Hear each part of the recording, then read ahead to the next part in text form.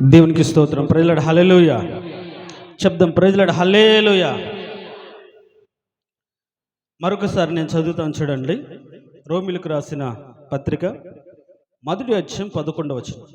మీరు స్థిరపడవలనని అనగా మీకును నాకును కలిగి ఉన్న విశ్వాసము చేత, అనగా మనము ఒకరి విశ్వాసము చేత ఒకరు ఆదరణ పొందవలనని దేవుడు ఈ వాక్యము ద్వారా మనతో మాట్లాడును గాక. రెండు చేతులు ఎత్తి దేవునికి స్తోత్రం చెప్దాం. ప్రైజ్లాడ్ హల్లెలూయా. సజీవులమే కదా, దేవునికి స్తోత్రం చెప్దాం. హల్లెలూయా, హల్లెలూయా. ఆత్మ సంబంధమైన సత్యమునే ప్రకటించాలి. ఈ లోక సంబంధమైన ఆశీర్వాదాలు ఉన్నా లేకపోయినా సత్యమును ఎరిగి పరిశుద్ధతలో నిలిచి విశ్వాస జీవితాన్ని కొనసాగించాలి అనే ఒక ఆలోచనతో ఈ పత్రికను మనం ప్రారంభించాం. దీనికి స్తోత్రం. హల్లెలూయా. కాబట్టి గత నెల రోజులకు వింటున్న వాక్యాలు కాస్త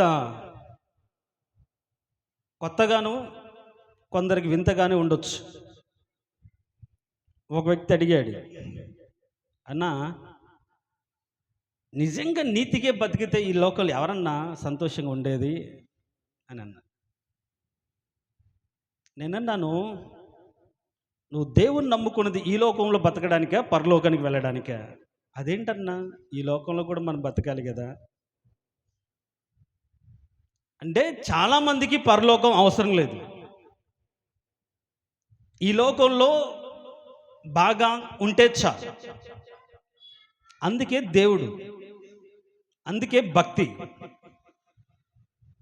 అలాంటి వారి గురించి బైబిల్ ఏమని చెప్తుంది? ఎవరికైనా గుర్తున్న మాట చెప్తారా? దౌర్భాగ్యులు అని రాయబడింది. దరిద్రులు కాదు, దౌర్భాగ్యులు. ఈ లోకము కొరకే, ఈ లోకములో ఆశీర్వాదం కొరకే, మనం గొప్పవారిగా కనిపించడానికి కోసమే, ఆశీర్వాదం కోసమే దేవుడు అని ఆయన వెంబడిస్తే వాళ్ళు దౌర్భాగ్యులు.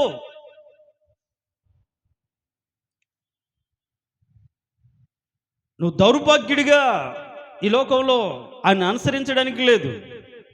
ఒకవేళ ఈ లోకంలో నువ్వు దరిద్రుడైనా, ఏమి లేకపోయినా, సరైన ఉద్యోగం లేకపోయినా, తినడానికి తిండి లేకపోయినా, ఉండడానికి సరే ఇల్లు లేకపోయినా, కట్టుకోవడానికి మంచి బట్టలు లేకపోయినా, నీకున్న స్థితిలో క్రీస్తుని కలిగి ఉంటే, అలాంటి వాళ్ళ గురించి బైబిల్ ఏమని చెప్తుందంటే, ఈ లోకమందు దరిద్రులైన వారు విశ్వాసమందు వాళ్ళు ఏంటి? భాగ్యవంతులు, పరలోకము వారిది అంటున్నాడు. దేవునికి స్తోత్రం. హల్లెలూయా. శబ్దం ప్రైజ్లాడ్ హల్లెలూయా. కాబట్టి నేను మీ ఈ లోకంలో గొప్పవారిగా ఉండడానికి, ఈ లోకంలో మీరు ఆశీర్వాదం పొందడానికి కాదు నా ఆశ, దేవుని ఎదుట నిలబెట్టడానికి నా కోరిక. దేవునికి స్తోత్రం. హల్లెలూయా. ఏదయ్యా రవి, నీ సంఘం ఏది అంటే, ప్రభు వాళ్ళందరూ కూడా లోక సంబంధంగా ఆశీర్వాదాల కోసం వచ్చారు, సత్యంలో నిలబడడానికి, నీతిగా బ్రతకడానికి, పరిశుద్ధతను కాపాడుకోవడానికి రాలేదు అని ఆ రోజు నేను చేతులు కడుక్కోకుండా ముందుగానే మనం ఆ విధంగా బ్రతుకుదామనే ఉద్దేశంతోనే చెప్తున్నాను. దేవునికి స్తోత్రం. హల్లెలూయా. చెప్దాం ప్రైజ్లాడ్ హల్లెలూయా. మన పోరాటం, మన ఆలోచన ఒకటే, ఈ లోకంలో ఏమీ లేకపోయినా నేను క్రీస్తుని కలిగి ఉండాలనే ఆశతోనూ మనం బ్రతకాలి. దేవునికి స్తోత్రం. హల్లెలూయా. చెప్దాం హల్లెలూయా. ఏమీ లేకపోయినా క్రీస్తుంటే చాలు. దాన్నే ప్రభు కూడా అంటాడు, ఒకడు సర్వలోకమును సంపాదించుకోవచ్చు లోకాన్ని, కానీ వాడి ప్రాణాన్ని పోగొట్టుకుంటే వాడికి ఏం ప్రయోజనం అని ఉంది. ఈ ప్రాణం ఎవరి వశంలో ఉందో ఆయన మనం ఎరిగాం కాబట్టి, బెల్షెజర్ లాగా తిని తాగి సుఖించి దేవునికి తీర్పు వచ్చే విధంగా ఈ లోకంలో బ్రతకకుండా ఆ ప్రాణాన్ని కాపాడుకోవడానికి, నిత్యత్వంలోకి ఆ ప్రాణం ప్రవేశించడానికి, ఆ ప్రాణం ఈ దేహంలో ఉండగానే ఈ దేహాన్ని పరిశుద్ధతలో దేవునికి మార్గంలో మనం నడిపించుకోవడానికి మనం ప్రయాసపడాలి. దేవునికి స్తోత్రం. హల్లెలూయా. శబ్దం ప్రైజ్లాడ్ హల్లెలూయా. కాబట్టి ఆత్మ సంబంధమైన సంగతులు, వాక్యానుసారమైనటువంటి ఆలోచనలు మీకు నేర్పాలి ఇక మీదట అనే ఉద్దేశంతోనే అపోస్తుల బోధను ప్రారంభించడం జరిగింది. దేవునికి స్తోత్రం, హల్లెలూయా. దానిలో భాగంగా మనం రోమీలకు రాసిన పత్రికను మనం ప్రారంభించి కొన్ని మాటలు ధ్యానం చేస్తూ క్రీస్తు వారిగా ఉండడానికి పిలువబడ్డామని, పరిశుద్ధులుగా ఉండడానికి పిలువబడ్డామని, మన పిలుపు ఎలాంటిదో తెలుసుకొని ఈ లోకంలో బ్రతకాలనే ఒక ఉద్దేశాన్ని మీకు చెప్తూ, అంత మాత్రమే కాకుండా ఎవరైతే విశ్వాసి యేసు ప్రభుని ఎరిగిన వారు, వారికి విశ్వాసము లోకమంతా ప్రచురము చేయబడాలి. పలాని వారు దేవుని నమ్ముకున్న దాన్ని బట్టి, క్రీస్తుని విశ్వసించిన దాన్ని బట్టి వారి జీవితం ఇలా ఉంది అని మనమే క్రీస్తును చాటి చెప్పగలిగినటువంటి ఒక పత్రికలుగా ఈ లోకంలో బ్రతకాలని సదుద్దేశంతోనే మన విశ్వాసం అందరికీ కనిపించాలని ఒక సత్యాన్ని మీకు చెప్పాను. దేవునికి స్తోత్రం, హల్లెలూయా. ఆ విశ్వాసం అనేది శ్రమల్లో నిలబడగలిగిన ధైర్యం ఒకటే కాదు, ఏంటంట రెండో కోణం మన ప్రేమ. విశ్వాసం అంటే ప్రేమ. ఆ ప్రేమే శాశ్వతంగా నిలిచేది. ఆ ప్రేమను కనపరచగలగాలి, ఆ ప్రేమను మనం చూపించగలగాలి. అలాంటి ప్రేమ కలిగిన సంఘంగా ఉండాలి అని నా ఆశను మీకు వ్యక్తపరిచాను. దేవునికి స్తోత్రం, హల్లెలూయా. అలాంటి దైవికమైన ప్రేమలో ప్రతి ఒక్కరూ బ్రతుకుదురుగాక. దైవికమైన ప్రేమ కలిగి ఒకరిని ఒకరు ప్రేమించుదురుగాక. దానిలోనే భాగంగా విశ్వాసము ప్రచురం అవ్వాలి, ఆ విధంగానే దాతృత్వము ప్రచురం అవ్వాలి. అంత మాత్రం కాకుండా సేవ, మనము చేసే పని అందరికి తెలియాలి. ఇంకా చాలా ఉన్నాయి, కానీ మనకు నమ్మకత్వం అందరికీ తెలియాలి. దేవుడు మనకు అనుగ్రహించిన కృప ఏంటో అందరికీ తెలియాలి.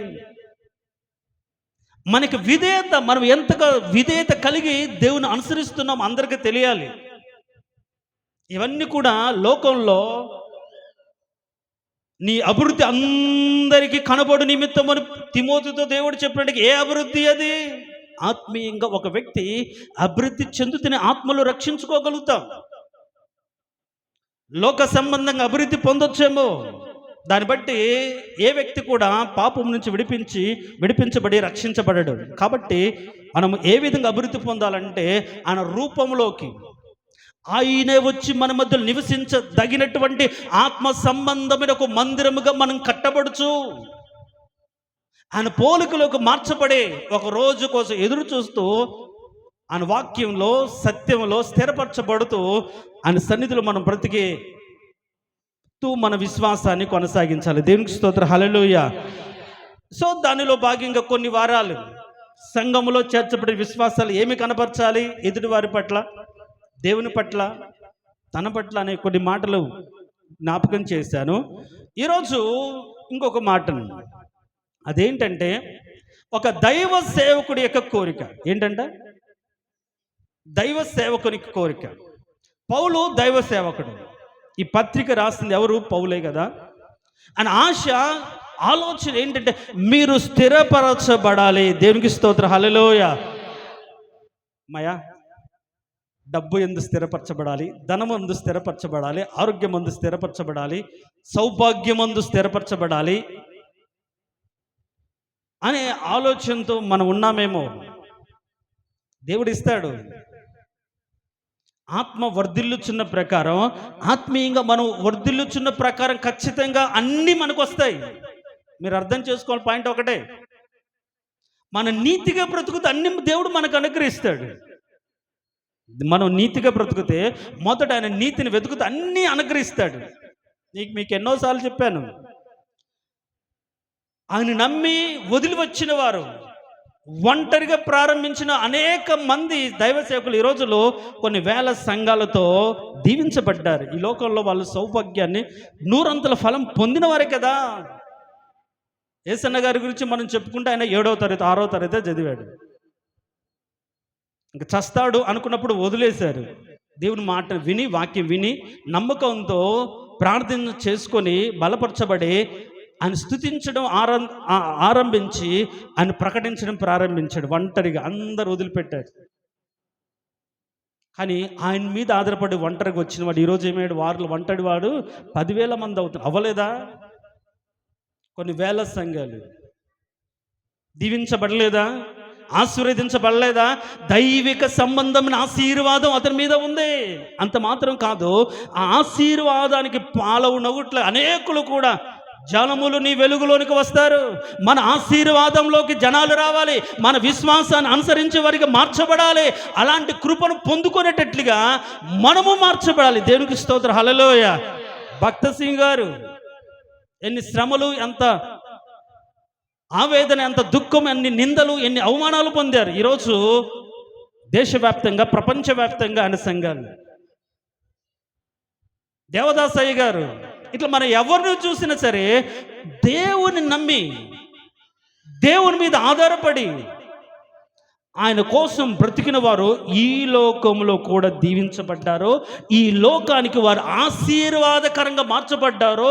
అంత మాత్రమే కాకుండా పరలోకంలో ఒక ఉన్నతమైన స్థితి పొందుకున్నారు. దేవునికి స్తోత్రం, హల్లెలూయా. చెప్దాం, ప్రైజ్ లార్డ్, హల్లెలూయా. అవన్నీ ఊరికనే వచ్చాయా?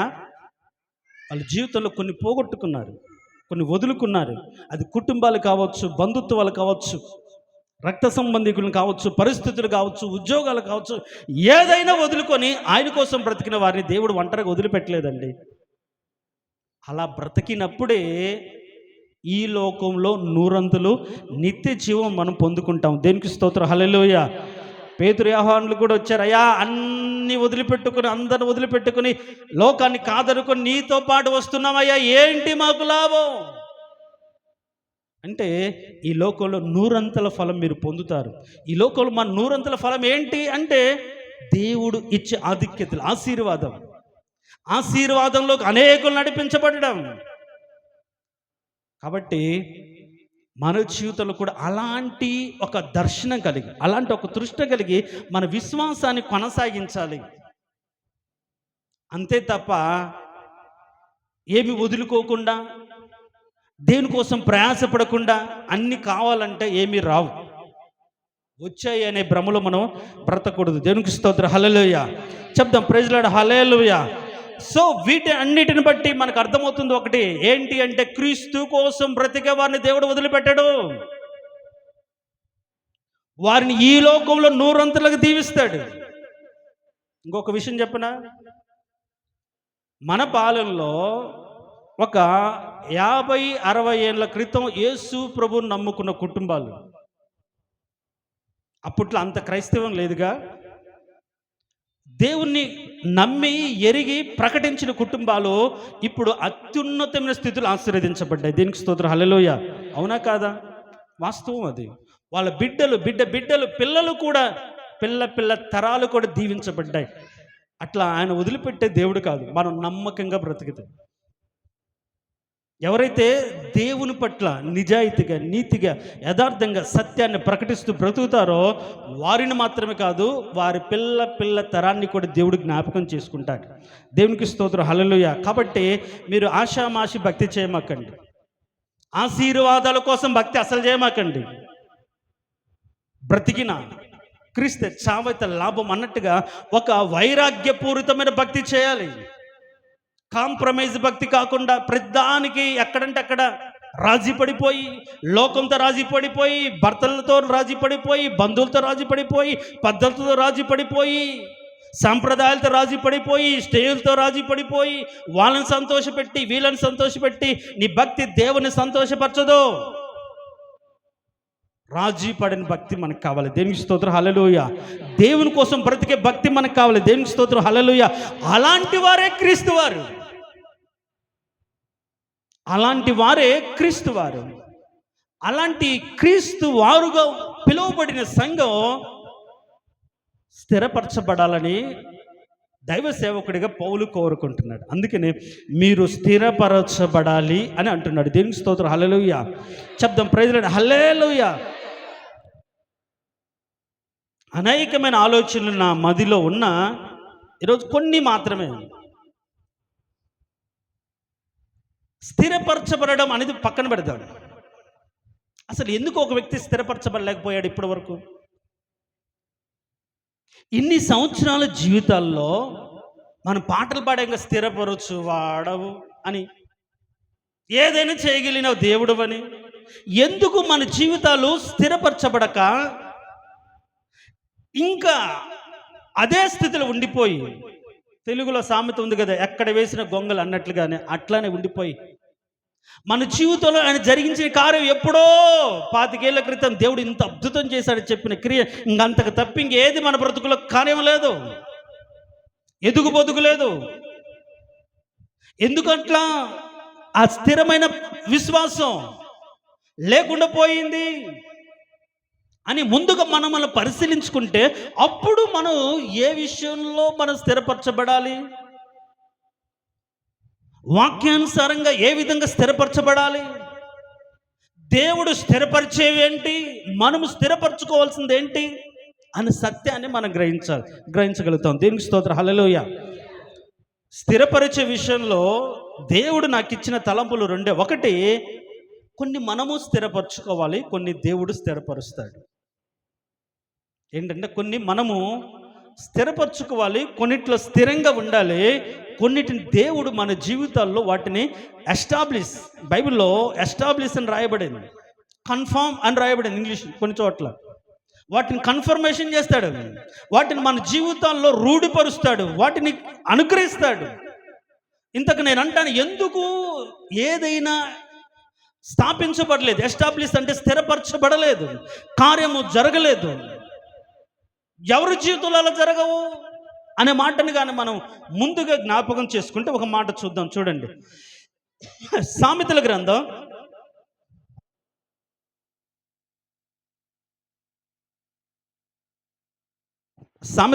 12వ అధ్యాయం 3వ వచనం.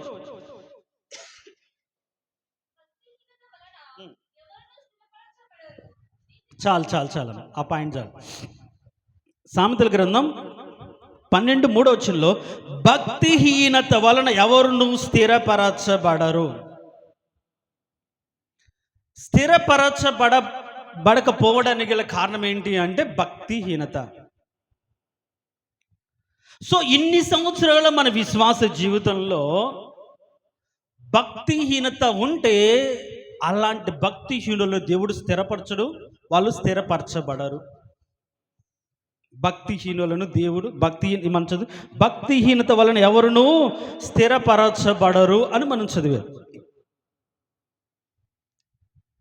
ఏంటి భక్తిహీనత అంటే మనకు తెలుసు, చాలామంది స్త్రీలో ఉన్నారు కాబట్టి రక్తహీనత, డాక్టర్ దగ్గరికి వెళ్ళినప్పుడు రక్తహీనత ఉందమ్మా అన్నారండి. దాని అర్థం ఏంటి? రక్తం లేదనే, చాలా తక్కువ ఉందని, ఉన్నదానికంటే తక్కువ ఉండడం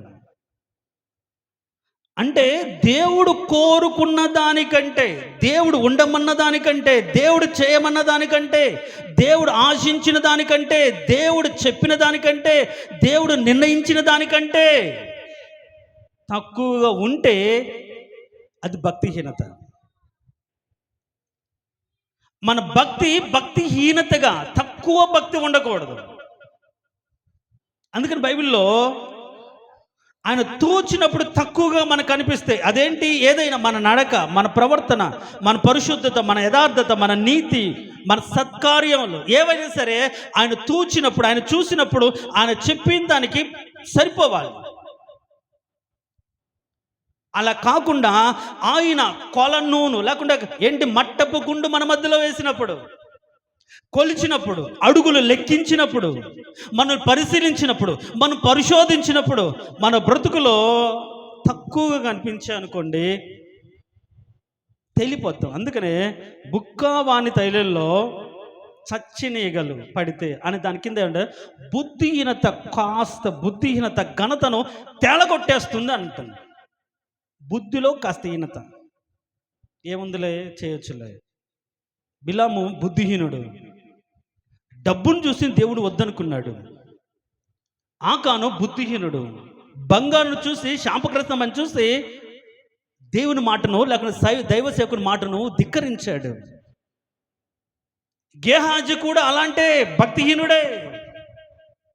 సేవ యందు చేస్తున్న పరిచయం తృప్తి లేక ఊరికే వచ్చే అన్యాపు సొమ్మును, మన భాషలో చెప్పాలంటే ఫ్రీగా వచ్చేదాన్ని దైవ సేవకుడు వద్దన్న దాన్ని ఆశించి తెచ్చుకున్నాడు. ఇవన్నీ కూడా బుద్ధిహీనుల పనులే.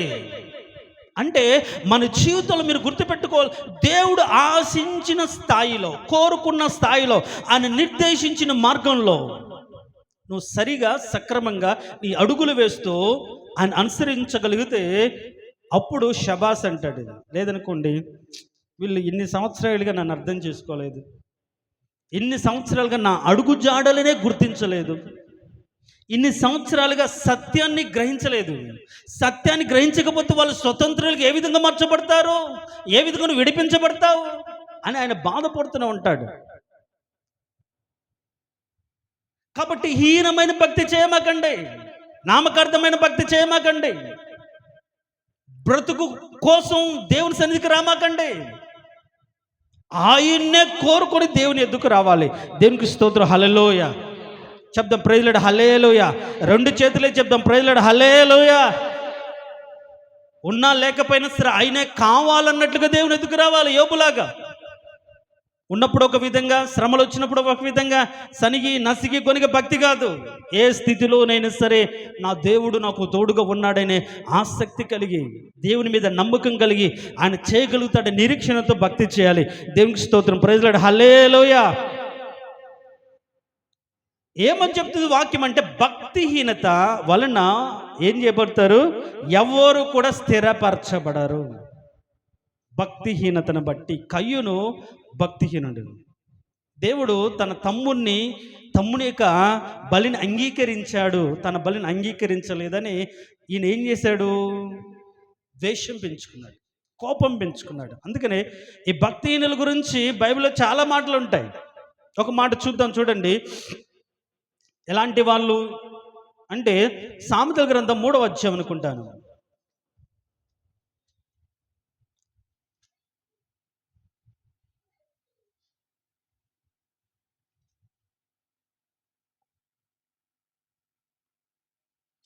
అక్కడ బుద్ధిహీనులు అని ఉంది. 4వ అధ్యాయం 14 వచ్చింది. సామెతల గ్రంథం 4:14. భక్తిహీనుల త్రోవను చేరకుము, దుష్టుల మార్గమున నడవకుము, దాని యందు ప్రవేశించక తప్పించుకొని తిరుగుము, దాని నుండి తొలగిపోము. అట్టివారు అంటే భక్తిహీనులు ఏం చేస్తారు? కీడు చేయనిదే నిద్రింపరు, ఎదుటి వారిని పడద్రోనిది వారికి నిద్ర రాదు, కీడు చేత దొరికిందని వారు భుజింతురు, బల్కారం చేత దొరికిన ద్రాక్ష రసమును త్రాగుదురు అని చెప్తారు. చూడండి, కీడు చేయనిది నిద్రించరు. సౌలు ఉన్నాడు. ఇప్పుడు సౌలు ఆత్మాభిషేకం పొందాడా లేదా? క్రొత్త మనసు పొందాడా లేదా? సమూయేలు చెప్పినట్లుగా నడిచాడా లేదా? నూతన బలం పొందుకున్నాడా లేదా? నూతన శక్తిని పొందుకున్నాడా లేదా? పౌరుషం కలిగి యుద్ధం చేశాడా లేదా? ఇవన్నీ వాస్తవాలే. కానీ తన కంటే కాస్త మంచి పేరు ఎదుటి వరకు రాగానే అసూయ మొదలైపోయింది, ఈర్ష్య మొదలైపోయింది. దానిని బట్టి దావీదును చంపడానికి ప్రయత్నించాడు. నేనేం చెప్తున్నానంటే, భక్తిహీనులు దేవుని త్రాసులో తేలిపోతారు. దేవుడు ఉద్దేశించిన స్థాయిలో వాళ్ళ భక్తి ఉండదు. ఆ మిగతా స్థాయిలో ఏముంటుంది అంటే, లోక సంబంధమైన వ్యర్థత నింపుకొని దేవునికి విరోధమైన క్రియలు చేస్తుంటారు. చూడండి, కీడు చేయనిదే నిద్రించదు. ఎవరు వీళ్ళు? భక్తిహీనులు. ఒకవేళ మన బ్రతుకులు ఇప్పటి వరకు కూడా భక్తిహీనత ఉంచుకొని ఎదుటివారు బాగుపడుతుంటే, ఎదుటివారు దీవించబడుతుంటే అసూయపడి, మత్సరపడి, ద్వేషించి, వారి గురించి చెడ్డ మాటలు చెప్పి, వారి గురించి రకరకాల మాట్లాడే స్థితి ఉంటే నువ్వు భక్తిహీనుడవో. పేరుకు మాత్రమే భక్తి. నేతి బీరకాయ లాంటి వ్యక్తివి. నేతి బీరకాయలో నెయ్యి ఉంటుందా? ఏముండదు. మన భక్తి కూడా అంతే, ఏముండదు, పేరుకు మాత్రమే. గమనించండి, వాక్యం చాలా స్పష్టంగా చెప్తుంది. దేవుడికి కోరిక ఏంటంటే, సంఘంలో ప్రతి ఒక్క విశ్వాసాన్ని స్థిరపరచబడాలి. కానీ ఎందుకు స్థిరపరచబడలేకపోతున్నారంటే, భక్తిహీనత కారణం. దేవుడు చెప్పినట్లుగా చేయలేకపోవడం కారణం. కాస్త వాళ్ళకి ఇష్టం వచ్చినట్టుగా చేసేవారు, దాన్ని బట్టి వాళ్ళు తేలిపోతున్నారు. కాస్త బుద్ధిహీనత, భక్తిహీనత ఘనతను తేలగొట్టేస్తుంది, మన యొక్క విశ్వాసాన్ని తేలగొట్టేస్తుంది. భక్తిహీనత వలన ఎవరు స్థిరపరచబడరు. ఇది స్టేట్మెంట్, బైబిల్ స్టేట్మెంట్.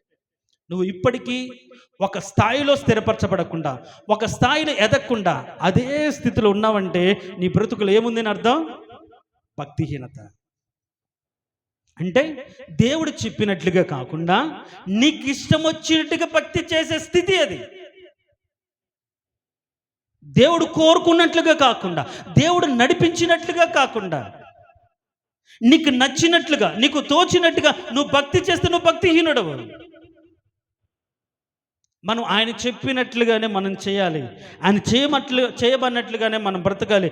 కాబట్టి ఎవరు స్థిరపరచబడరు అంటే భక్తిహీనులు స్థిరపరచబడరు. ఇంకొక మాట, ఇప్పుడు స్థిరానికి వ్యతిరేక పదం ఏంటి? అస్థిరము. అంటే అస్థిరులు కూడా, స్థిరంగా లేని వారు కూడా దేవుని వలన ఏమీ పొందలేరు. ఏంటంటే స్థిరంగా అంటే వాక్యంలో, సత్యములో, నీతిలో, యథార్థతలో, ఆయన మార్గంలో, ఆయన బోధలో, ఆయన సహవాసంలో, రొట్టె విరుచుడు యందు, ప్రార్థన చేయడం యందు స్థిరంగా మనం లేకపోతే, కరెక్ట్గా మనం లేకపోతే, అస్థిరలమై మనకు తోచినప్పుడు వచ్చి, నచ్చినప్పుడు చేసి, కుదిరినప్పుడు వచ్చి, కుదరకపోతే రాలేక, చేయలేక మనం ఉంటే అలాంటి వాడు అస్థిరుడు. ఒకవేళ ఒక వ్యక్తి ఎప్పుడు అస్థిరుడు అవుతాడని దానికి కూడా బైబిల్ చాలా డైరెక్ట్గానే ఉంది. మీరు కానీ చదవండి. యాకోబు రాసిన పత్రిక,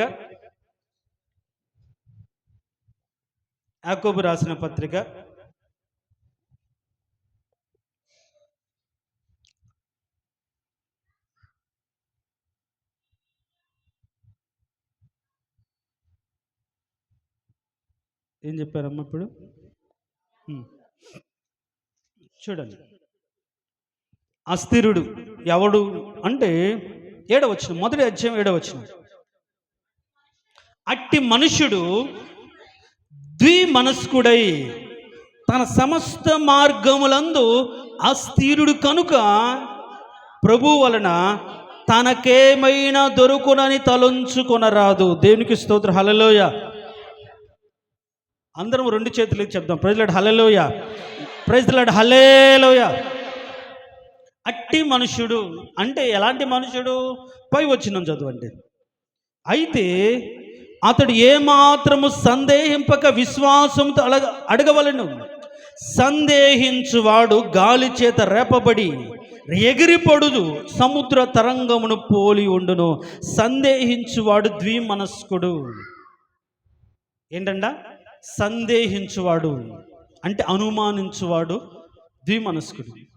దేవుడు నీ పట్ల చేస్తున్న కార్యాలను బట్టి, ఇప్పుడు నీవు దేవుని వల్ల నీకు అనుగ్రహించబడిన స్థితిని బట్టి నీ బ్రతులో ఒక సందేహం ఉండి, ఒక అనుమానం ఉండి, ఏంటి దేవుడు ఇంతకాలమే నన్ను దీవించలేదు, ఆశీర్వదించలేదు, ఎప్పుడు చేస్తాడా లేదా, ఆయన ఎప్పుడు చేస్తాడు అని సందేహం నీ మనసులో ఉంటే, అలాంటి వాడి గురించి బైబిల్ ఏం చెప్తుందంటే వాడు ద్విమనస్కు, 2 రకాలైన మనస్తత్వం కలిగిన వాడు.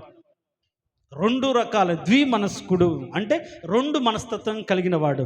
సో మన బ్రతుకుల సందేహము ఉంటే వాడు అస్థిరుడు. కాబట్టి అలా అస్థిరమైన మనస్తత్వం కలిగిన వాడు ఏది పొందుకోలేదు. ఇప్పటి వరకు కొన్ని సంవత్సరాలు జరుగుతున్నాయి. దేవుని కార్యాల పట్ల నీకు సందేహం ఉంటే నీ జీవితంలో ఇంకా జరగదు. ఇంకేం జరుగుతుందిలే అండి, నా బతుకింతే, అంతే ఉంటుంది, ఇంక మార్చలేడు. దేవుడు కూడా మార్చడు. నా మాటలు అర్థమవుతున్నాయా? దేవునికి స్తోత్రం. హల్లెలూయా చెప్దాం. ప్రైజ్ లార్డ్, హల్లెలూయా.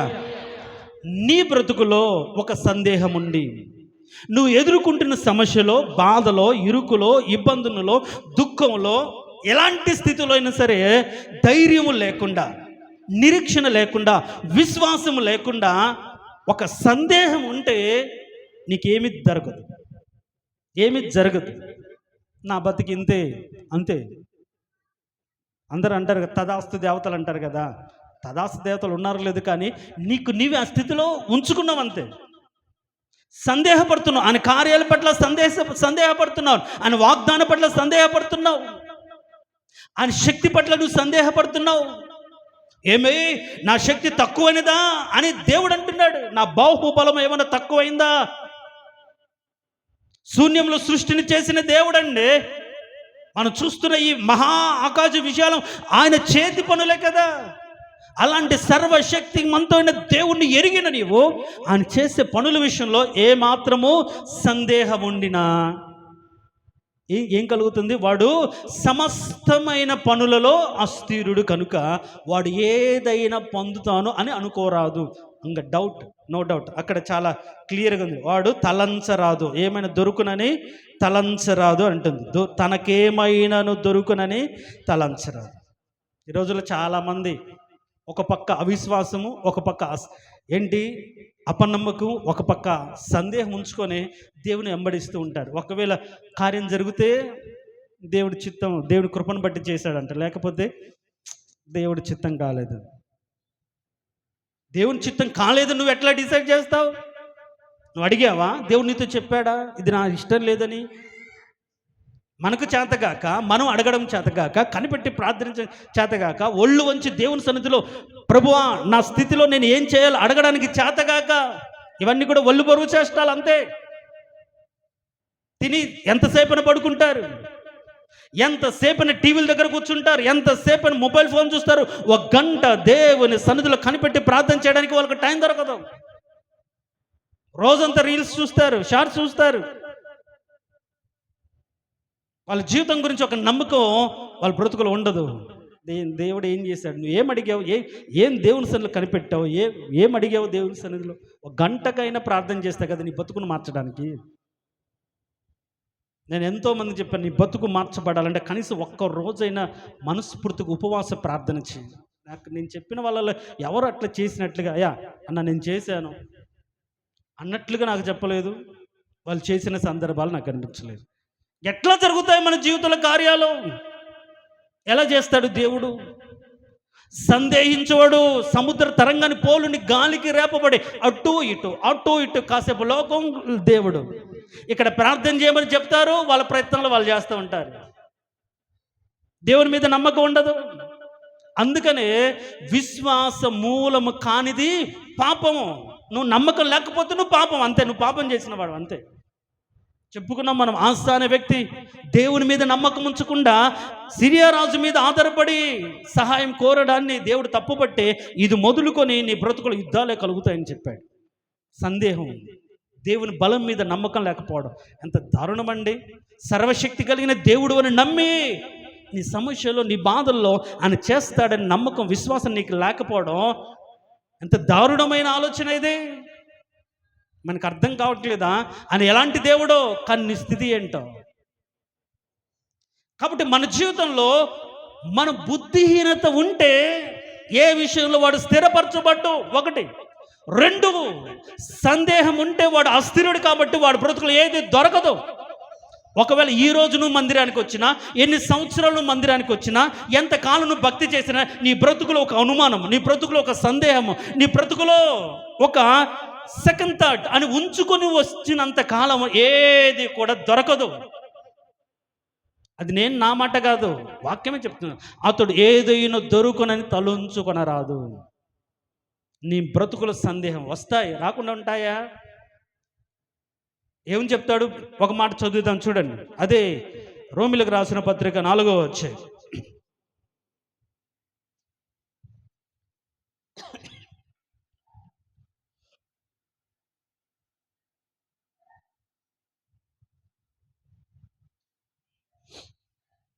19వ వచనం.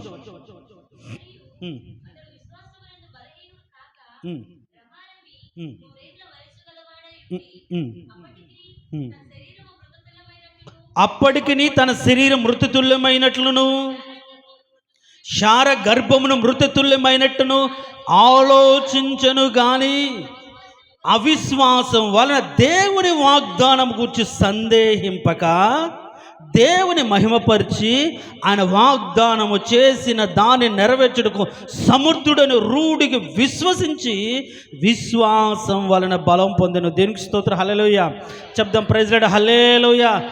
సందేహించే పరిస్థితులే రావచ్చు, మన జీవితాల సంభవాలు సంభవించవచ్చు, సంఘటనలు సంభవించవచ్చు. 100 ఏళ్ల వయసు అండి, అప్పటికి ఎవరి జీవితంలో పిల్లలు పుట్టినట్టుగా ఎక్కడ జరగల చరిత్రలో. కానీ దేవుడు చెప్పాడు నీకు కొడుకు పుడతాడు. అదే వాగ్దాన సంబంధ సంతానం. ఆయన ఆలోచించాడు. మనం ఆలోచించినప్పుడు సందేహాలు వస్తాయి. జరుగుతుందా లేదా, చేస్తాడా లేదా, అవుతుందా కాదా. కానీ నీ ఆలోచనలను బట్టి నువ్వు అవిశ్వాసాన్ని ప్రదర్శించకూడదు. నీ ఆలోచన బట్టి సందేహం నీ మనసులోకి రాకూడదు. మరి ఏం రావాలి అంటే ఆయన నెరవేర్చుటకు సమర్థుడైన దేవుడు అని అనుకోవాలి. దేనికి స్తోత్రం, హల్లెలూయా. ఇప్పటి వరకు నువ్వు సందేహిస్తూ వచ్చావు కాబట్టి, నువ్వు అస్థిరుడివే కాబట్టి ఏమీ జరగల.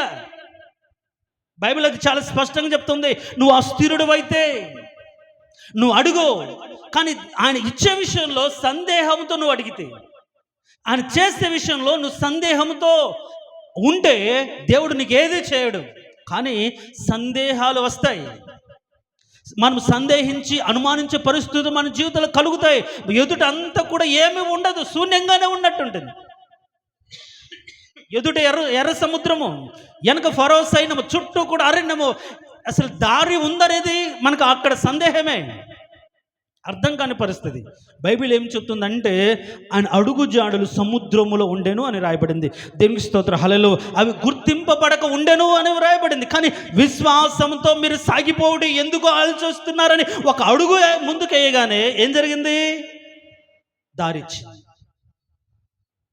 ఒక భక్తుడు అంటాడు, సముద్రమా నువ్వు చీలిపోవడానికి నీకేమి తటస్థించిందంటే నమ్మిన ప్రజలు అడుగేశారు, అంతే. దేవునికి స్తోత్రం, హల్లెలూయా. సందేహం ఉంటే నీ బ్రతుకులు ఏమీ సంపాదించుకోలేవు. దేవుని సన్నిధిలో ప్రియ దేవుని సంఘం ఆలోచించు, నువ్వు నమ్ము.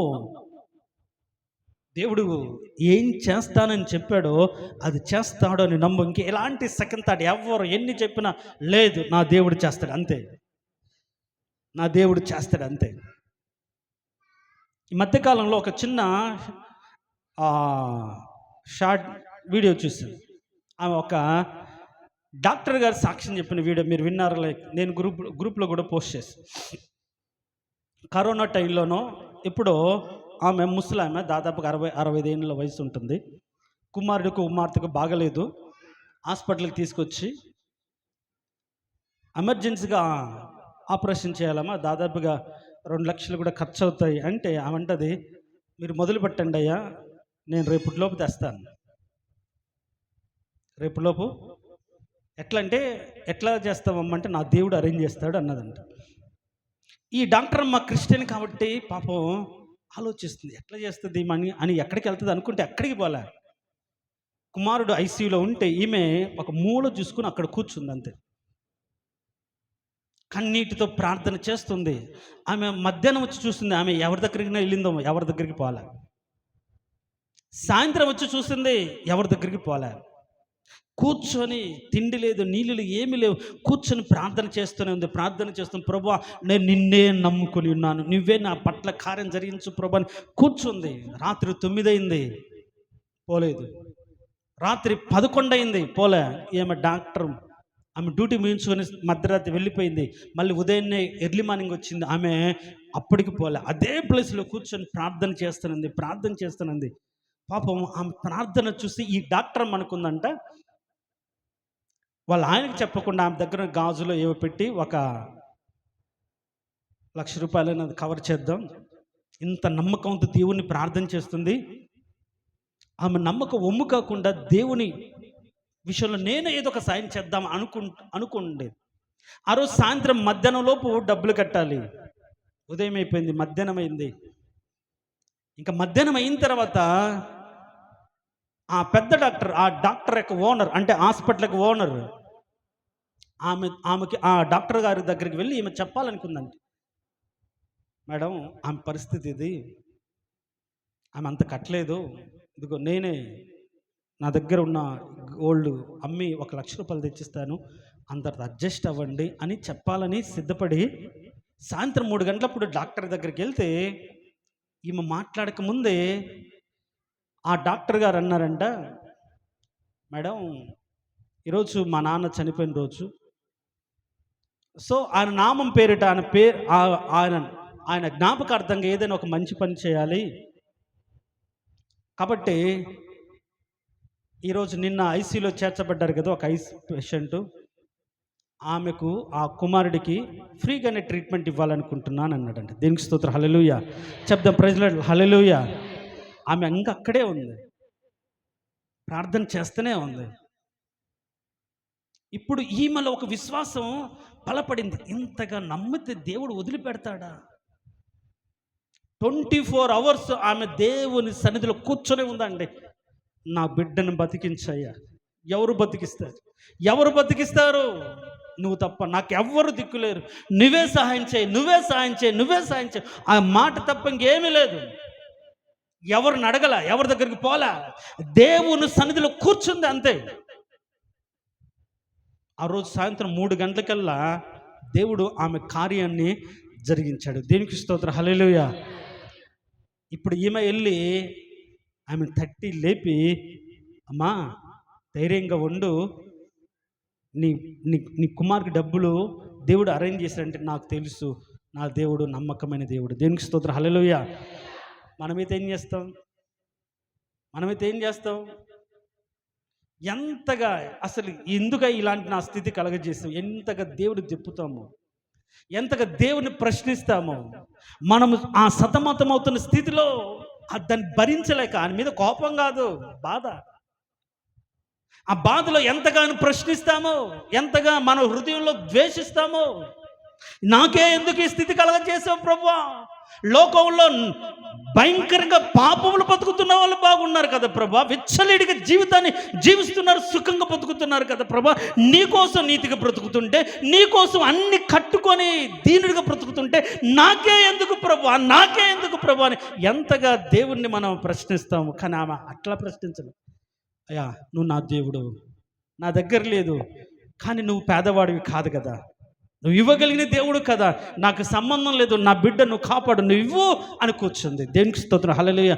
అది స్థిరమైన విశ్వాసం. దేనికి స్తోత్రం, హల్లెలూయా. నేను అంటాను, నీ బిడ్డల గురించి, వాళ్ళ భవిష్యత్తు గురించి ఏ రోజైనా సరే అంత గట్టిగా కూర్చొని ప్రార్థన చేశావా? ఆ నమ్మకంతో దేవుడి సన్నిధిలో కనిపెట్టి ప్రార్థన చేశారా? గుండె మీద చేసుకుని చెప్పండి ఎవరైనా. ఎవరు చెప్పరు? పోనీ మీ బిడ్డల పట్ల ప్రేమ లేదా? ఉంది. ప్రేమ ఉంటే ఆ విధంగా ఉండాలి. కనాను స్త్రీ వెంటబడిందండి. నా కూతురు ప్రభువా, నా కూతురు నశించిపోతుంది, దయ్యం పెట్టి పాడైపోతుంది నాయన, నువ్వే కాపాడి, నువ్వే కాపాడి. అమ్మ నీకోసం కాదు నేను వచ్చింది, నువ్వు ఒక బానిసవు. అవును ప్రభా, నేను బానిసరైనా సరే యజమానుడు బల్ల మీద నుంచి పడే రొట్టె ముక్కలు తింటుంది కదా ప్రభా కుక్క అని తను తగ్గించుకొని విడవక తన బిడ్డకు పట్టిన దయ్యం పోగొట్టుకోవడానికి దేవుని సన్నిధిలో అడిగిందంటే, ఈ రోజుల్లో యవనస్తులు ఇష్టానుసారంగా బతుకుతూ, పాపేక్షలతో జీవిస్తూ, లోకంలో బ్రతుకుతూ, తల్లిదండ్రుల మాట వినకుండా లోక సంబంధ దయ్యాలు బట్టి తిరిగి కుటుంబాలకు పరువును తీసి నాశనం చేస్తున్న స్థితిలో చూస్తూ కూడా మేమేం చేయలేకపోతున్నామని చేతులు తెరుపుకుంటే తల్లిదండ్రుల మాట వింటే, కానీ నా బిడ్డను బాగు చేయని దేవుని సందులో కూర్చొని ప్రార్థించే తల్లిదండ్రులు నేను చూడలేదు. తల్లి ప్రార్థన చేస్తే బిడ్డకు పెట్టిన దయ్యం పోయిందండి. వ్యసనాలని దయ్యాలు పట్టలేదు పిల్లలకు. మాట వినకుండా అవిధేయతతో తల్లిదండ్రులు లెక్క చేయకుండా తిరిగిపోతే దయ్యాలు పట్టలేదా? నువ్వు బాధపడితే ప్రయోజనం లేదు కదా. నీ బిడ్డల గురించి చేయిదైటి పోయారు అనుకుంటే ఎట్లా? దేవుడు ఉన్నాడు, ఆ స్థితి నుంచి విడిపించగలిగిన దేవుడు ఉన్నాడని ధైర్యం నీలో కలగాలి కదా. వాళ్ళు వస్తారులే, తెలుసుకుంటారులే, తెలుసుకుని లేపు అయిపోయింది, వాళ్ళ జీవితం నాశనం అయిపోయింది, పాడైపోయింది. ఈరోజు నీ విశ్వాసం ఎట్లా ఉంది? నీ ఇప్పటికీ సందేహపడుతుంటే నీ బ్రతుకులు ఏది దొరకదు. నువ్వు అలా ప్రార్థన చేయడం కూడా వ్యర్థం.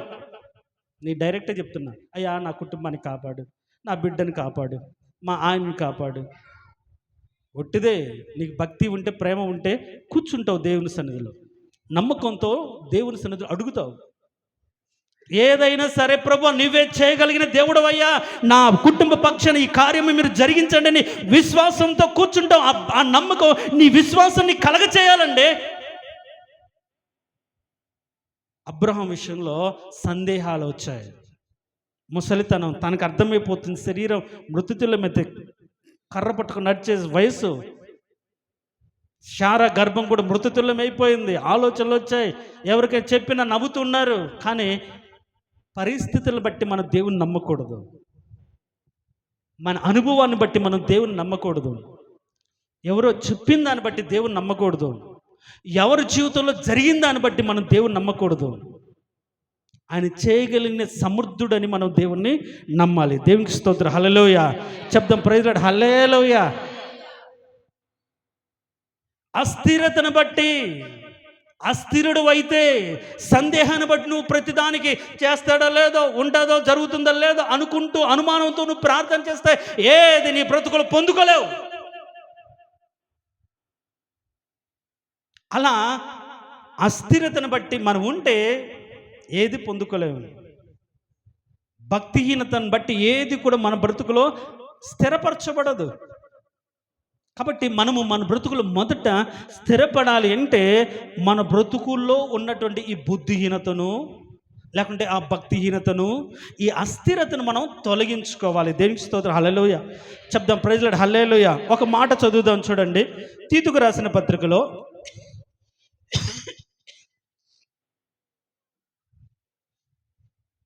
2వ అధ్యాయం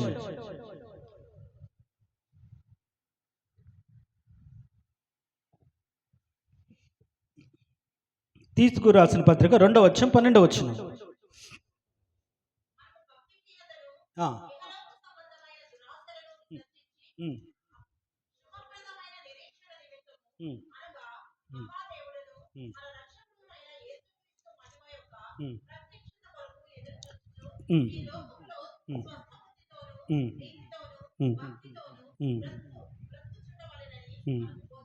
దేనికి స్తుతిను. హల్లెలూయా. ఏమని చెప్తుంది ఇక్కడ? చాలా స్పష్టంగా ఏమి విసర్జించాలి మనము? మన భక్తిహీనతను, ఇహలోక సంబంధమైన దురాశలను అని. భక్తిహీనతను. సో మొదట మన భక్తిహీనతను బట్టి ఏది మన బ్రతుకులో స్థిరపరచబడట్లేదు. కాబట్టి దాన్ని ఏం చేయాలి? వదిలిపెట్టాలి. ఏంటి భక్తిహీనత అంటే? చూడండి, ఏంటి భక్తిహీనత అనేది మీకు డౌట్ ఉంటే ఆ రోమిలకు రాసిన పత్రికలోనే మొదటి అధ్యాయంలో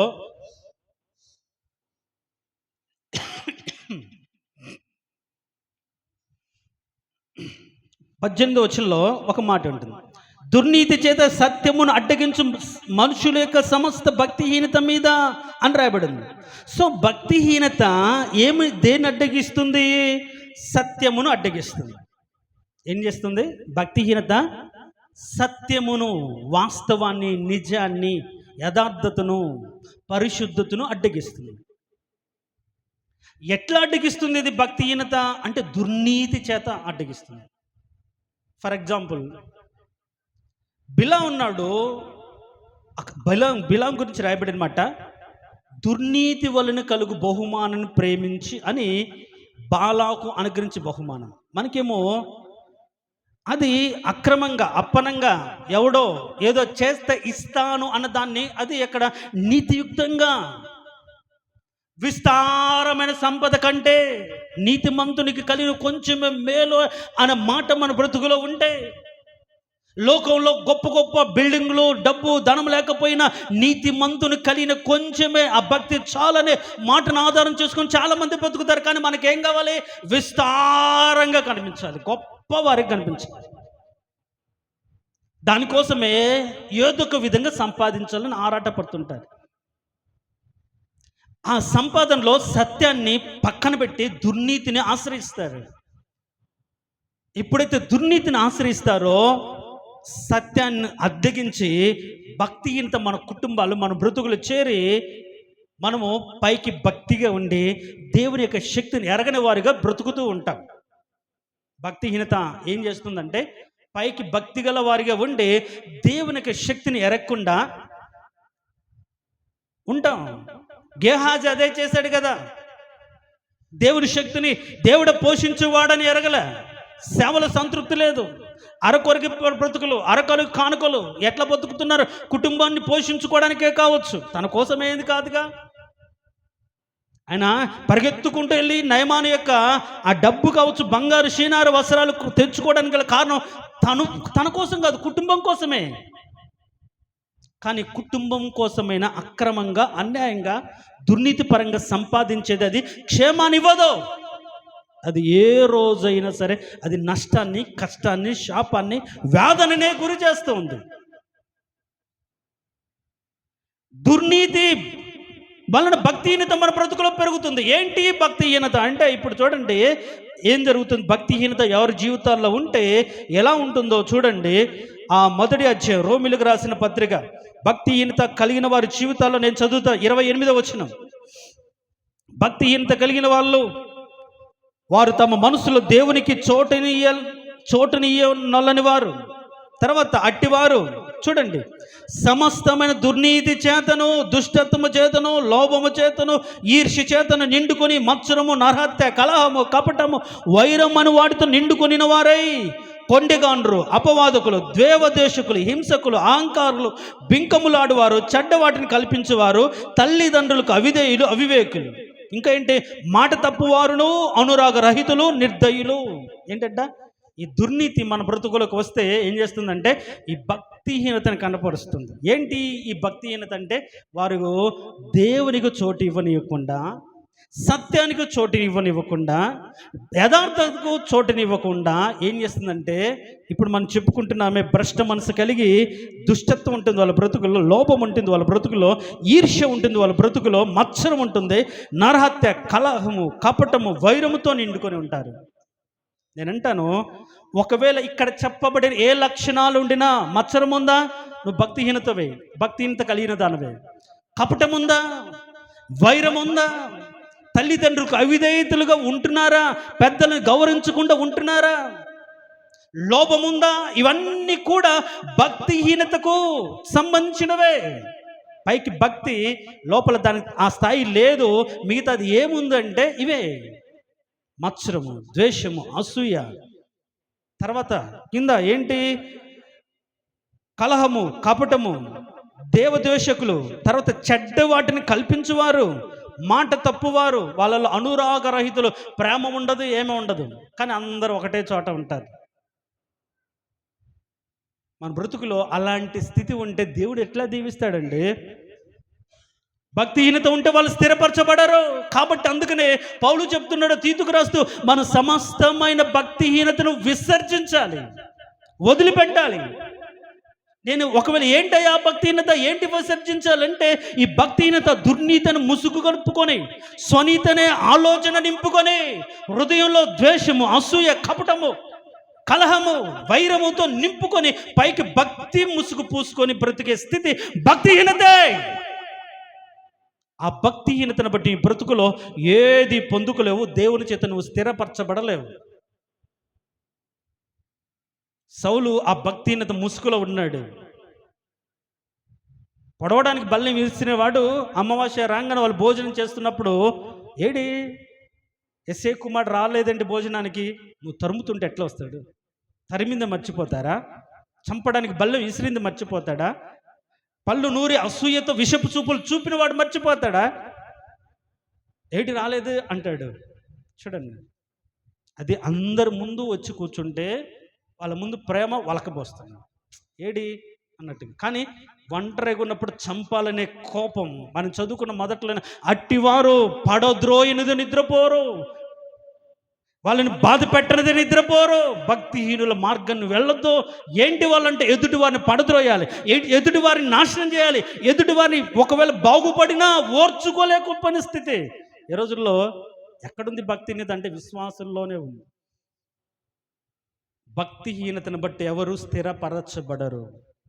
కాబట్టి భక్తిహీనతను మనము విసర్జించాలి. మన బ్రతుకుల్లో ద్విమనస్తత్వం లేకుండా సందేహం ఉంటే అస్థిరమైపోతాం. కాబట్టి ఏమీ దొరకదు. అందుకనే పౌలు కోరుకుంటున్నాడు, వీళ్ళు అస్థిరులుగా ఉండి, భక్తిహీనులుగా ఉండి, ఏమి పొందలేని వారికి ఉండకుండా నా బిడ్డలు, నా సంఘస్థులు ఏమవ్వాలంటే స్థిరపరచబడాలి అని కోరుకుంటున్నాడు. దేవునికి స్తోత్రం, హల్లెలూయా. ఏ విధంగా ఒక సంఘం స్థిరపరచబడాలి, దేనిలో స్థిరపరచబడాలి, దేవుడు ఏ విధంగా స్థిరపరుస్తాడు, తను ఏ విధంగా స్థిరపరచుకోవాలి అనే మాటలు మనం వచ్చే వారం నేర్చుకుందాం. ఇప్పటి వరకు నువ్వు స్థిరపరచబడలేకపోయావంటే కారణం రెండే రెండు. ఒకటి, నీ బ్రతుకులు భక్తిహీనత అయినా ఉండాలి. రెండు, సందేహం అన్నా ఉండాలి. సందేహం అన్నా ఉండాలి. ఈ రెండిటి నువ్వు సందేహాన్ని వదిలిపెట్టాలంటే విశ్వాసమే నీ హృదయంలో ఉండాలి. అబ్రహాము కూడా సందేహించును కానీ అవిశ్వాసం వలన సందేహించక విశ్వాసం వలన. కాబట్టి సందేహం అవిశ్వాసం వలన వస్తుంది. కాబట్టి మన బ్రతుకు అవిశ్వాసం ఉన్నా, సందేహం ఉన్నా, భక్తిహీనత ఉన్నా దేవుని దగ్గర నుంచి ఒక్క పైసా, ఒక దీవెన, ఒక వరం ఏది పొందుకోలేదు. నాకు ఎందుకు ఇవ్వ ప్రభు అంటే నీ బ్రతుకులో భక్తిహీనత ఉండాలి. ఏంటి ఆ భక్తిహీనత అంటే? ద్వేషం, అసూయ, మత్సరం, కోపం, లేకుంటే వైరం, బింకములాడే తత్వం, చెడ్డవాటి లేనిపోని వాటి కల్పించే తత్వం, ఇవన్నీ భక్తిహీనత. వీటిని బట్టి ఏమి పొందలేకపోయాము. ఇవి లేకపోయినా దేవుని పట్ల నమ్మకం లేకుండా, అనుమానం ఉండి, సందేహాన్ని బట్టి ఏమీ పొందలేకపోయాయి. కాబట్టి వాటన్నిటిని తొలగించుకొని విశ్వాసాన్ని బట్టి మనం ఏదైనా మనం పొందుకోగలుగుతామనే నమ్మకాన్ని బట్టి ఈరోజు మన విశ్వాసం వలన బలం పొందుకోవడానికి ప్రయత్నిద్దాం. తలలు వంచండి. తలలు వంచిన మనం దేవుని చిత్తం, దేవుని ఉద్దేశం, ఆయన స్థిరపరిచేవాడు నిన్ను స్థిరపరచాలి అని కోరుకుంటున్నాడు. నీవున్న స్థితిలో ఒక యోగ్యకరమైన పరిస్థితిని బ్రతుకులో కలగజేసి ఒక స్థాయిని, ఒక సామర్థ్యాన్ని నీకు ఇచ్చి నిన్ను క్రీస్తులో స్థిరపరచాలని కోరుకుంటున్నాడు. కానీ నీ బ్రతుకులో భక్తిహీనతను బట్టి ఇప్పటి వరకు ఆయన స్థిరపరచలేదు. నీ బ్రతుకులో సందేహాన్ని బట్టి, దేవుడు జరిగించే కార్యాలను బట్టి, ఆయన యొక్క సామర్థ్యాన్ని బట్టి, ఆయన యొక్క సార్వభౌమాధికారాన్ని బట్టి, సర్వోన్నతమైన స్థితిని బట్టి నువ్వు సందేహిస్తూ వెంబడిస్తున్నావేమో. ఇప్పటి వరకు నీ జీవితంలో జరగని కార్యాలను బట్టి అనుమానంతో ఇది ఇంతే, ఇంక చేయడలే, కాని మాటలు పలుకుతూ సర్వశక్తుడు నాకు దుఃఖం కలగజేశాడు అని అనుకుంటూ నీకు నీవే దేవునికి విరోధిగా మారిపోతున్నావేమో. ప్రియ తల్లి, భక్తిహీనత నీ బ్రతుకులో ఉంటే నువ్వు స్థిరపరచబడవు. ఏది నీ బ్రతుకులో స్థిరపరచడు దేవుడు. సందేహం నీ బ్రతుకులో ఉంటే నువ్వు అస్థిరుడు. కాబట్టి ఏది దొరకదు నీ జీవితంలో. కాబట్టి ప్రభువా, సందేహించకుండా నిన్నే చూస్తూ, పేతురు వలె నీ వైపు చూస్తూ నడవగలిగే విశ్వాసం నాకు దయచేయి. గాలిని చూసి మునిగిపోతున్నప్పుడు పేతురుని ఉద్దేశించి యేసు ప్రభు పలికిన మాట, పేతురు ఎందుకు సందేహపడితివే? నీ కుటుంబాన్ని అతలాకుతలం చేస్తున్న గాలిని నువ్వు చూడమాకు, ఇబ్బంది పడుతున్న సమస్యను నువ్వు చూడమాకు, భయపెడుతున్న పరిస్థితిని వైపు నువ్వు చూడమాకు. నీ వాటన్నిటి నుంచి విడిపించగలిగిన దేవుడు నీకున్నాడని ఆయన వైపు చూడు. నీటి మీద, అలల మీద నడిచొస్తున్న దేవుడు, నిన్ను విడిపించి నడిపించగలిగినటువంటి సర్వోన్నతమైన దేవుడు. నమ్ము. ఈరోజు గుండెల నిండా ఆ నమ్మకం నింపుకో. నా దేవుడు చేస్తాడు, నేను నమ్ముతున్నాను. ఎవరి మాట వినను, ఎవరి కోసం చూడను. ఆయనే నా జీవితం జరిగించేంత వరకు ఆయననే నమ్ముతాను. ఉద్యోగమైన, వివాహమైన, ఆర్థికపరమైన ఇబ్బంది నుంచి తొలగించబడమైన ఏదైనా సరే ఈరోజు భయపెట్టే పరిస్థితుల్లో ఆయనను మాత్రం నమ్ము. ఖచ్చితంగా దేవుడు నిన్ను స్థిరపరిచి ఆశీర్వదిస్తాడు. ఆశాను స్థిరపరిచినట్టుగా దేవుడు నిన్ను స్థిరపరుస్తాడు. కాబట్టి మనస్ఫూర్తిగా నమ్ము. ఈరోజు ప్రభువా, ఇంతకాలం అపనమ్మకాన్ని బట్టి, అవిశ్వాసాన్ని బట్టి, సందేహంతో వెంబడిస్తున్నాను నాయన. అందుకే నా బ్రతుకులు ఏమీ పొందలేకపోయాను. నేను నమ్ముతున్నాను, ఇక మీదట నా బ్రతుకును బాగు చేస్తావని నమ్ముతున్నాను. ఇక మీదట నా బ్రతుకులో ఉన్న ప్రతి విధమైన బలిని తొలగిస్తావని నమ్ముతున్నాను. అనారోగ్యమైన పరిస్థితి నుంచి విడిపిస్తావని నమ్ముతున్నాను. నా భవిష్యత్తు బాగుంటుంది అని నమ్ముతున్నాను. నా భవిష్యత్తు నీ చేతిలో పెట్టి ధైర్యంగా ఉంటాను ప్రభు అనే విశ్వాసంతో ఈరోజు మనస్ఫూర్తిగా ఒక తీర్మానపూర్వకమైన ప్రార్థన చేయగలవా? ఈరోజు నమ్మకంతో స్థిరపరచగలిగిన దేవుడు నీ నమ్మకం మీద ఆధారపడి స్థిరపరుస్తాడు. సందేహపడితే దేవుడు ఏం చేయడు? సందేహాన్ని బట్టి ఆ దేశంలో, ఆ ఊర్లో దేవుడు ఏ కార్యాలు చేయలేదు, అవిశ్వాసాన్ని బట్టి. అందుకే నీ బ్రతుకులు ఇప్పటివరకు ఏ కార్యము జరగలేదు. నమ్ము, నీ బిడ్డలు జీవితాన్ని బాగు చేస్తాడు, ఆరోగ్యాన్ని బాగు చేస్తాడు, నీకు ఒక స్థాయిని ఇస్తాడు. సంఘంలో, కుటుంబంలో, ఊరిలో నీ స్థాయిని పెంచుతాడు. నమ్ము, నీకున్న సమస్యలు, బాధలు విడిపించి నిన్ను గొప్ప చేయ మొదలుపెట్టే దేవుడు. నమ్ము. నీవే నన్ను హెచ్చించాలి ప్రభా, నీవే నన్ను దీవించాలి ప్రభా, నీవే నన్ను బలపరచాలి నాయన. నీ ద్వారా మాత్రమే నేను హెచ్చించబడాలి, దీవించబడాలని అని ఆయన మీద నీ స్వబుద్ధిని ఆధారం చేసుకోకుండా నీ ప్రవర్తన అంతటి మీద ఆయన అధికారానికి ఒప్పుకో. ఇప్పుడు దేవా, నీ చేతుల్లో నా జీవితాన్ని పెడుతున్నాను, మీరు నడిపినట్లుగా నేను నడుస్తాను, మీరు చెప్పినట్లుగా జీవిస్తాను, మీరు ఉంచిపోయిన అడుగుజాడల్లో నేను నడుస్తాను. ఒక తీర్మానపూర్వకమైన ప్రార్థనను చేయగలిగితే ఖచ్చితంగా నీ మాటను బట్టి నిన్ను బలపరిచి ఆశీర్వదిస్తాడు. అలాంటి ఆశీర్వాదం మనమందరం పొందుకుందుము గాక. మహోన్నతుడా, సర్వాధికారి, జీవం కలిగిన దేవ, అవును ప్రభా, నీ బిడ్డలు స్థిరపరచబడాలని మీరు కోరుకుంటున్నారు. దానికంటే ముందు ఎందుకు స్థిరపరచబడలేకపోతున్నారు అనే వాస్తవాన్ని పరిశీలనాత్మకమైన ఆలోచనతో మేము పరిశీలించుకోవడానికి కృప చూపించారు. అవును ప్రభా, భక్తిహీనత కలిగిన వారు స్థిరపరచబడరు అనే మాట, మా యొక్క సమస్తమైన మార్గంలో అస్థిరత కలిగితే, స్థిరమైన నిర్ణయము, స్థిరమైన బుద్ధి, స్థిరమైన ఆలోచన, స్థిర విశ్వాసము, స్థిర తలంపులు అనేవి కాన్స్టెంట్గా మా బ్రతుకు లేకపోతే, ప్రతిదానికి అనుమానిస్తూ, ప్రతిదానికి సందేహపడుతూ, ప్రతిదానికి అవిశ్వాసంతో ఆలోచిస్తూ ఉంటే ఏది కూడా మా బ్రతుకులు పొందలేకుండా, ఈ సత్యాన్ని మేము గ్రహించి అవిశ్వాసం వలన సందేహించక, విశ్వాసం వలన అబ్రహాము వలె బలం పొందుకొని ఆ విశ్వాసం ద్వారా బ్రతకడానికి నీ కృపను అనుగ్రహించి, నిన్ను నమ్మిన వారు విశ్వాసులు ప్రభా, నిన్ను యందు విశ్వాసం ఉంచిన వారు ఆ విశ్వాసాన్ని బట్టి తమ బ్రతుకును, తమ స్థితిని స్థిరపరచుకున్నవారు నాయన, మా సంఘము కూడా నాయన స్థిరపరచబడాలి. ఏ వ్యక్తి కూడా అస్థిరుడిగా ఉండడానికి లేదు నాయన. నీ కృప చూపించు. వారు ఎదుర్కొంటున్న సమస్యల్లో, బాధల్లో ధైర్యం మీరు అవ్వాలి, శక్తి మీరు అవ్వాలి, ఆదరణ మీరే ఉండాలి తండ్రి. అలాంటి ధైర్యం మా బిడ్డలకి అనుగ్రహించండి. కృంగిన వేళలో లేవనెత్తడానికి వారు పక్కన ఉండండి అయ్యా, నీకు స్తోత్రం. అలసిన వేళలో ఆదరించడానికి వారు పక్కన ఉండండి నాయన.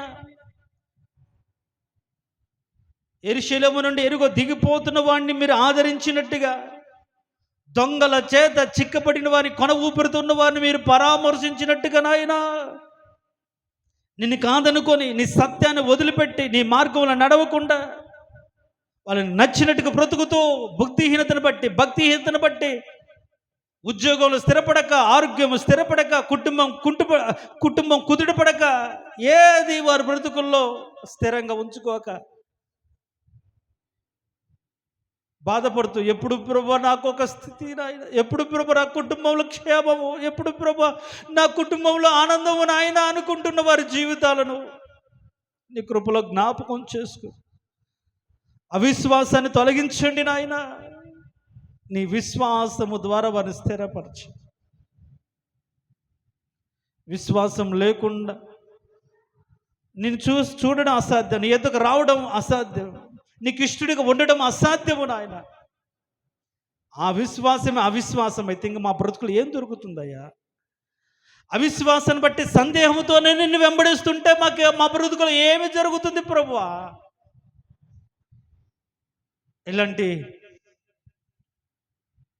భక్తిహీనమైన భక్తి మా బ్రతుకులో ఉండకుండా నాయన తొలగించి, శక్తి కలిగిన భక్తి, నిన్ను ఎరిగి నడవగలిగిన భక్తి, నిన్ను కలిగి ప్రకటించగలిగిన శక్తి మా బ్రతుకులో కలగచేయమని వచ్చిన ప్రతి ఒక్క బిడ్డను నీ కృపలో జ్ఞాపకం చేసుకుని ఎందుకు పొందలేకపోయారో భక్తిహీనతను బట్టి, అంటే వాళ్ళ బ్రతుకులో ఉన్న అవిధేయత, అసూయ, ఈర్ష్య, కోపము, మత్సరము, కపటము అనే భక్తిహీనతను తొలగించుకొని తోటి వారి పట్ల గత 2 వారాలు మేము చెప్పుకున్నట్లుగా సేవాభావము, ఉపచారము, ఒకరినొకరు ప్రేమించుకొని ఐక్యమత్యంతో కలిగి ఉండి సహోదరత్వాన్ని, సోదర భావాన్ని, సహోదర ప్రేమను కనపరచగలిగిన భక్తిని మాకు అనుగ్రహించు. సంఘం ఒక్కటిగా ఉండాలని మేము ఆశపడుతున్నాం. సంఘంలో మనస్పర్ధలు, తారతమ్యాలు, గొప్పవాళ్ళు, పేదవాళ్ళు, వాళ్ళు వీళ్ళనే మాటలు అక్కడ మేమంతా ఒకటేనే ఒక అభిప్రాయంలోకి రావాలని ఆరాటపడుతుండగా తండ్రి, మీరు ఆ ఆఖ్యత కలిగించండి. నీ ఆత్మ ద్వారా దాన్ని మీరు కలగచేయండి తండ్రి. మా సంఘం ఒక్కటిగానే ఉండాలి, ఒక్కటిగానే నిలబడాలి, ఒక్కటిగానే ప్రార్థించాలి. ఏ విషయంలో ఏకత్వం ఉండాలి నాయన, ఏక మనస్సు ఉండాలి. అలాంటి సంఘంగా మా సంఘాన్ని మీరు స్థిరపరచండి. ఆ సంఘంగా మమ్మల్ని తయారు చేయండి నాయన. నీకు లోబడి, నీ సేవకునికి లోబడి మమ్మల్ని మేము నీ చిత్తానుసారంగా బ్రతకడానికి కృప చూపించమని కోరుకుంటున్నాం. వచ్చిన ప్రతి ఒక్క బిడ్డ నీ కృపలకు దీవించి, వారి భక్తిహీనత తొలగించి, సమస్త భక్తిహీనత మీద దేవుని కోపము ఆ పరలోకము నుండి బయలుపరచబడుతుందనే వాక్యం ఇప్పటి వరకు నీ కోపాన్ని బట్టి దహించబడి, కాల్చబడి, ఏమి లేని వారిగా మిగిలిపోయి, నిన్ను కలిగి కూడా నాయన ఏమి లేని వారిగా బ్రతుకుతున్న మా బిడ్డలు నీ కృపలో జ్ఞాపకం చేసు. ఆ భక్తిని తొలగించండి. మీరు సియోనులోనికి వచ్చినప్పుడు సమస్త భక్తిని తొలగిస్తానట్లుగా నాయన వారి కుటుంబంలోకి వెళ్ళి, వాళ్ళ హృదయంలోకి వెళ్ళి సమస్త భక్తిని తొలగించి పరిశుద్ధతను మీరు అనుగ్రహించి బలపరిచి స్థిరపరచమని కోరుకుంటున్నాను. వాక్యము ద్వారా స్థిరపరచబడే ఉన్నతమైన కృపను మా బిడ్డలకు దయచేయమని, భక్తిహీన తొలగించుకున్న కుటుంబాలుగా, అవిశ్వాసాన్ని, సందేహాన్ని తొలగించుకున్న వారిగా ఇక మీదట భక్తి చేయనట్లుగా బలపరచమని, స్థిరపరచమని యేసయ్య అతి శ్రేష్టమైన దివ్యమైన నామం అడిగి వేడుకొంచున్నాము తండ్రి. ఆమేన్. ఆ విధంగా నేను తలలు వంచండి.